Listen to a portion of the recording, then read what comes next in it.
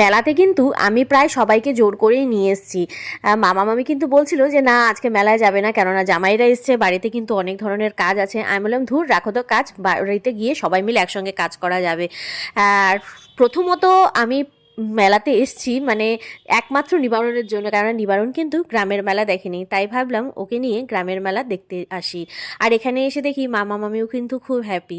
দুই জামাইকে নিয়ে, মেয়ে, নাতি নাতনি সবাইকে নিয়ে কিন্তু মেলাতে আসার মজাটাই কিন্তু অন্যরকম।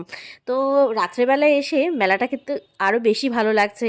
অনেক ভিড় হয়েছিল রাত্রেবেলায়ও। তো যাই হোক, চলো তোমাদেরকেও নিয়ে ঘোরাই। আর এখানে কিন্তু শিব ঠাকুরের দর্শন পেয়ে গেলাম, মোবাইলটা বার করতেই কিন্তু তিনি তার পোজ নিয়ে ব্যস্ত হয়ে গেল। আর কালকে যখন মেলাতে এসেছিলাম শুধু এতটুকু ঘুরেই কিন্তু চলে গেছি, পিছনের দিকে যে আরও অনেক কিছু অ্যাক্টিভিটি, তারপরে আরও অনেক কিছু দোকান আছে সেগুলো কিন্তু জানতামই না।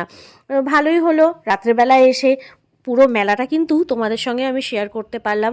আর এই যে এই বেলুনগুলো তো তোমরা সবাই দেখেছো, আমার না ভীষণ ভালো লাগে। ছোটোবেলায় গুড়িয়াকে যখন কিনে দিতাম গুড়িয়া ভীষণ খুশি হতো। এখন তো একটু বড় হয়ে গেছে, এখন এগুলোর প্রতি কিন্তু ওর অত এনার্জি নেই।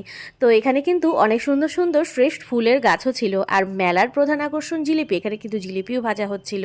আরেকটা দিক দেখলাম যে এখানে কিন্তু পুরো কাপড়ের দোকানে বসেছে, মানে এইটুকু জায়গার মধ্যে শুধুমাত্র কাপড়ের দোকান। আর দেখলাম খাটের দোকান, মানে অনেক ধরনের খাট কিন্তু এখানে বানিয়ে রেখেছে, আর খুব রিজনেবল প্রাইসেও ছিল।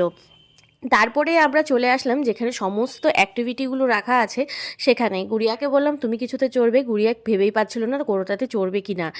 তারপরে ভাবলাম যে মেঘবাবু যেহেতু এসছে, মেঘবাবুকে কিন্তু এখন আমরা গাড়িতে চড়াতেই পারি। ওকে যেহেতু কোনোদিনও গাড়িতে চড়াইনি, তাই কিন্তু আমি সাহস করেই বললাম যে তুমি ওকে চড়িয়ে দাও, কোনো অসুবিধা হবে না। কারণ গুড়িয়া যখন 6 মাস বয়স তখন থেকে কিন্তু এই অ্যাক্টিভিটিগুলো করে, তাই মেঘকেও বসিয়ে দিলাম। আর সবাই ভাবলো যে ও হয়তো বসতে পারবে না, কিন্তু আমার কথা মতন কিন্তু ওকে বসিয়ে দিয়েছে। আর দেখো কত আনন্দ করছে ছোট্ট পুচকেটা।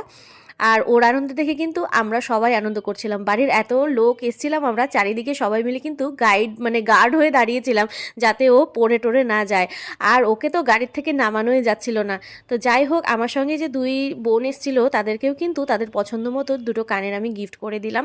এইভাবে সকলেই কিন্তু একসঙ্গে মেলাতে এসেছি আর ভীষণ মজা করলাম, খুব ভালো লাগলো। যখন বাড়িতে যাব এক রাত স্মৃতি নিয়ে কিন্তু বাড়িতে ফিরবো। টাটা।